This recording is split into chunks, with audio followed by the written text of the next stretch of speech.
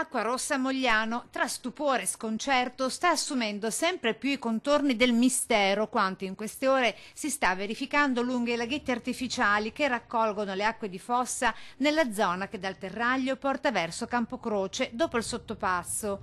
Qui, in queste acque rosse, si abbeverano e stazionano quasi stabilmente aironi, garzette, anatre, insieme ai pesci e alle piccole tartarughe con cui vivono in armonia.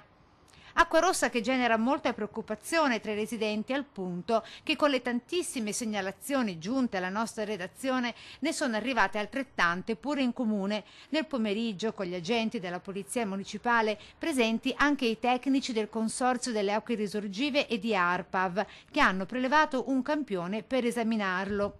Saranno ora le analisi a stabilire se, come si ipotizza, si tratta di una colorazione dovuta all'uso del cosiddetto tracciante, sostanza normalmente utilizzata anche per uso domestico per vedere in caso di perdite d'acqua da dove ha origine il guasto. Potrebbe, ma in questo caso il condizionale è d'obbligo, trattarsi quindi di uno scherzo della serie qualcuno ce l'aveva e se n'è voluto sbarazzare. La sostanza di per sé di norma non è inquinante, non ci sono al momento infatti segnali di pesci morti o animali avvelenati lungo le acque tinte di rosso. Per svelare il mistero bisognerà attendere l'esito delle analisi dell'ARPAV.